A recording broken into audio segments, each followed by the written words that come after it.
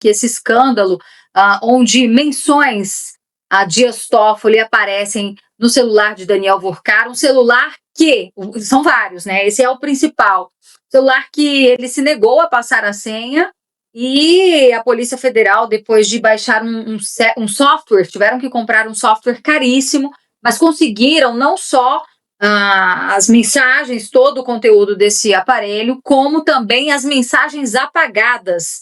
Como você avalia essa questão envolvendo as menções a Dias Toffoli, inclusive citando que ele teria recebido dinheiro do Banco Master numa negociação que era feita pelo Fabiano Zettel, no caso, Fabiano Zettel, que também foi sócio do Tayaya Resort, né? Berenice, eu fico pensando assim, se fosse um ministro indicado pelo Jair Bolsonaro, com conversas com o Daniel Vorcar, conversas inclusive apagadas, né, que agora teve um custo para o Brasil, que a polícia teve que comprar um dispositivo muito caro para quebrar essas mensagens apagadas e trazer a informação de volta. Vamos fazer um cenário aqui hipotético. Foi um juiz teria sido, né, um juiz indicado por Jair Bolsonaro, com ligações com pessoas próximas a Jair Bolsonaro, com irmãos de Jair Bolsonaro envolvidos nesse resort. Berenice, se fosse o Bolsonaro presidente, a essa hora talvez até o Bolsonaro já estivesse na cadeia. Sabe? Porque é no mínimo muito curioso que demore tanto para essas coisas acontecerem se tratando desse grupo de pessoas. Quando a gente olha para a justiça do nosso país, é triste, porque demora demais para um lado político. E a gente aqui não está fazendo defesa de Bolsonaro, de nada disso, mas é um exercício de pensar. Se fosse outra pessoa, se fosse outro presidente a essa altura, gente, já estaria todo mundo na cadeia, não teria sobrado mais nada para ninguém. E a polícia talvez nem precisasse ter tido esse trabalho de entrar com ação de suspeição, de pegar o celular, porque olha a demora que teve para essas informações, elas foram passadas de forma gradativa. Teve um primeiro momento, um desdobramento, talvez a alta cúpula, né, por trás de todo esse sistema de corrupção do Banco Master, talvez tenha pensado, não vai dar em nada, a gente já está acostumado, a gente pode dar um jeitinho aqui, temos amigos bons nos lugares certos, então a coisa pode ficar aqui a nosso favor. Só que escalonou de uma forma que agora, como a gente estava falando, a grande imprensa está tratando disso. E isso é essencial. E a gente precisa fazer um destaque para o Metrópolis, que colocou a cara tapa, levou jornalistas ao resort, e isso é inédito para o jornalismo tradicional atual. Né? Nós temos exceções de veículos, como é o caso aqui da revista Exato, mas essas mídias tradicionais sempre tiveram um posicionamento que a gente sabe para qual lado era. Então, assim, eles quebraram isso e falaram, olha, a gente precisa trazer informação. E isso é inédito, e é um inédito extremamente positivo. Então, furamos a bolha dessa informação. E aí, a coisa foi escalonando, gradativo, passinho de formiguinha, e chegou um ponto que, não, pessoal, não dá mais, vamos ter que fazer alguma coisa aqui. E teve até, se eu não me engano, acho que foi o diretor da Polícia Federal, Berenice, talvez possa corrigir essa informação se eu estiver equivocada, que tinha feito um sinal, uma informação lá de, não, na verdade o Dias Toffoli tá conduzindo o caso muito bem, sim, não tem muito que... E agora não, a Polícia Federal foi lá e falou, olha, ele tá incapaz de julgar isso aqui, porque ele tá envolvido até o último momento da história. E não só ele, se a gente parar para pensar, não é só ele, tem um ministro da Segurança Pública, ex-ministro que pediu para sair, e outro ministro da Suprema Corte que também, todos eles estão envolvidos nisso. Então, é um ponto de esperança, eu considero, Berenice, porque se a gente conseguir o afastamento do Dias Toffoli, ainda que, por qualquer razão que seja, a gente sabe o cenário do Senado, talvez a gente não consiga, infelizmente, um impeachment para esse momento, mas se tiver pelo menos um afastamento dele dessa decisão, a gente tem um precedente jurídico para falar, para questionar, mas peraí, o Alexandre de Moraes também agiu dessa forma neste caso, naquele caso e naquele outro caso também. Afinal de contas, desde 2019 a gente está avisando, pessoal, olha, não está certo censurar a revista, pessoas serem exiladas, irem para o exílio em outros países porque não tem liberdade de expressão no Brasil, parlamentares, censura durante o período da campanha eleitoral, isso aqui não está certo. Então, acho que abre um precedente muito importante para a gente pensar que a coisa pode começar assim, não desmoronar, porque para uma coisa desmoronar, ela precisa tá sólida, e castelo de areia, castelo de baralho, a gente sabe que não dura muito tempo. Eu gosto de uma frase de São Tomás de Aquino, que é a verdade é filha do tempo. Pode demorar, pode levar muitos anos mesmo, décadas, séculos, mas a verdade aparece, a verdade vem à tona. E esse pessoal aí não ficou isento disso. Talvez pensaram que pudessem colocar ali a sujeirinha debaixo do tapete, mas ficou impossível de conter.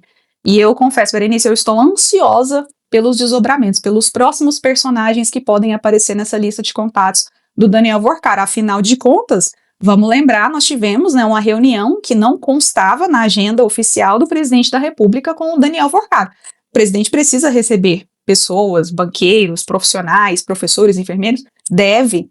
Mas por que não constou na agenda e por que essa informação só saiu depois de um determinado momento no processo dessas investigações? Lembra que a gente comentou que foram informações que foram passadas de forma gradativa?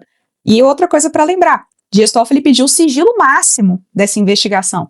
Agora a gente está vendo claramente o porquê disso, né? Muito curioso, eu estou ansiosa para saber o conteúdo de tantas outras coisas que podem ter no celular do Daniel Vorcar, viu?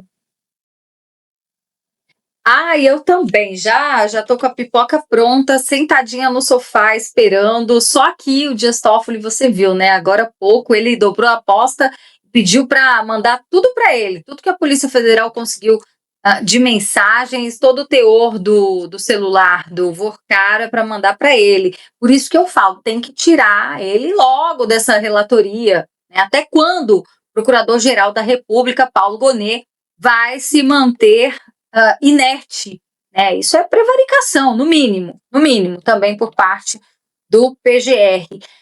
Deixa eu ler aqui alguns comentários. A Sandra Cristina disse que está aqui, inclusive, por causa de você, Amanda, da sua recomendação. Obrigada. Um abraço para a Sandra. Seja muito bem-vinda aqui à família da Revista Exato. Quem mais está conosco? E ela está dizendo o seguinte, que o fundo do poço na política brasileira é sempre mais fundo do que imaginamos. Verdade. Sempre tem uma camada. Contigo, relatora? Sempre.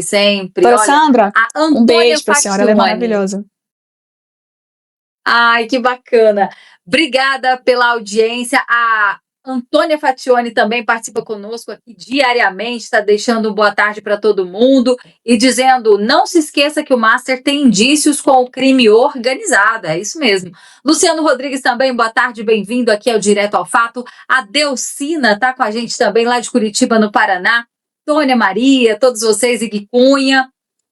Valdemar Klug, Marcelo Fernandes, obrigada a todos que participam conosco pelo chat, mande aí a opinião de vocês, e a gente traz mais desdobramentos, Amanda, quero te ouvir sobre isso, porque, olha, de acordo com a Polícia Federal, menções a políticos com foro privilegiado, ou seja, deputados e senadores, no exercício do mandato atual, né, eles teriam sido citados também a menções a políticos, no celular de Vorcaro, e desde 2022, tá? Os relatórios periciais mostram, então, identificam conversas entre o executivo e parlamentares desde 2022, e a gente lembra que estavam buscando uma saída digna pro Toffoli em relação a voltar para a primeira instância as investigações, mas acredito que agora vai ficar mais difícil depois disso, hein, Amanda? Berenice, você estava contando aí, eu tô aqui assim, meu Deus.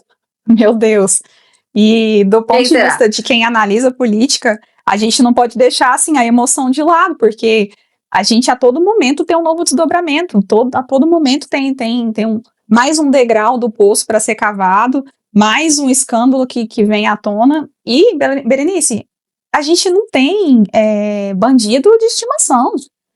Pois se tem deputado federal, estadual, senador, eu quero mais que essas informações venham a público, porque a população, nós temos direito de saber. E vamos parar para pensar que esses contratos, esses fundos, de alguma forma eles estão ali assegurados pelo Banco Central. E todo o dinheiro do Banco Central sai do bolso de quem? Da Dona Maria, da doutora Sandra, da nossa audiência, do meu, do seu, Berenice, das nossas famílias. Esse dinheiro sai da gente. Então, tudo isso que vai ali acobertar o Banco Master, financeiramente falando, eu me refiro com relação ao Banco Central, sai da gente de alguma forma. Todo o pagamento dessas pessoas que serão citadas, se Deus quiser, vão torcer e cobrar ficar de cima para que essas informações venham à tona, também o pagamento dessas pessoas sai do bolso do contribuinte. Todas essas ministros, esposas de ministros, não todas as esposas, né, elas têm os famosos escritórios, né, que prestam esse serviço maravilhoso com especialidade em Supremo Tribunal Federal, coincidentemente ocupado, né, algumas dessas cadeiras por seus maridos, seus cônjuges. Então, assessores desses ministros, né, entre eles os juízes auxiliares, entre aqueles famosos que foram citados pelo Eduardo Tagliaferro, como sendo pessoas que precisavam ser criativas, né, para encontrar ali indícios de crimes com base em redes sociais, segundo as informações que foram vazadas, né.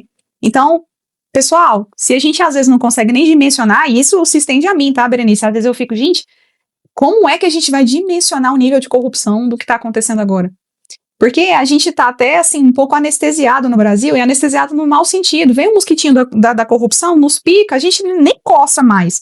Porque a gente já viu tanta coisa. Mensalão, Petrolão, roubo do INSS, Correios, dinheiro do BNDES sendo usado para financiar ditadura, tudo saindo do nosso bolso. Então, o apelo que eu faço, acho que a palavra é apelo mesmo, é para a gente pensar que tudo isso vem da nossa conta. Tudo isso prejudica diretamente a ponta, o lado mais fraco da equação, a corda arrebenta para o lado mais fraco. E mais fraco quer dizer mais sensível, quem financia isso.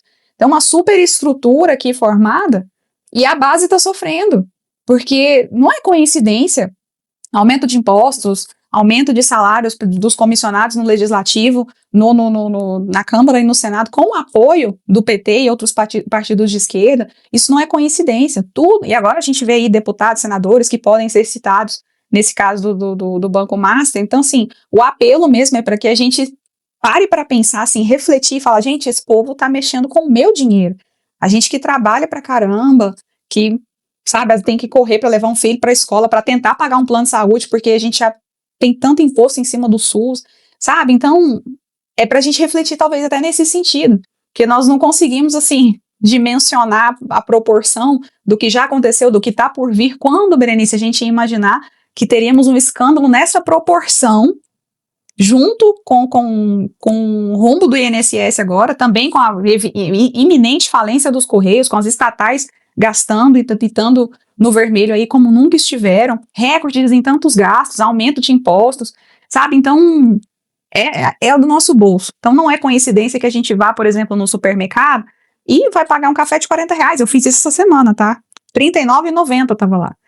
E vai tentar comprar um azeite, não dá. Se você chegar com uma nota, um Pix de R$50, você não leva mais do que 2 produtos, sabe? E por que eu tô fazendo essa retrospecção e falando do que pode atingir o bolso das pessoas? Porque essas pessoas que eu tô mencionando, muitas das vezes, Berenice, é aquela pessoa que pega o primeiro ônibus no setor, eu falo, tô legislando em causa própria, isso já aconteceu comigo. A gente pegava o primeiro ônibus do setor, trabalhava o dia todo, depois pegava outro ônibus, ia para a faculdade, chegava em casa mais de meia-noite para no outro dia, 5 horas da manhã, estar pronta, porque senão eu perdi o ônibus, não chegava a tempo no trabalho para pagar a outra parte da bolsa da faculdade. E isso é a realidade de muitas pessoas, talvez da maioria.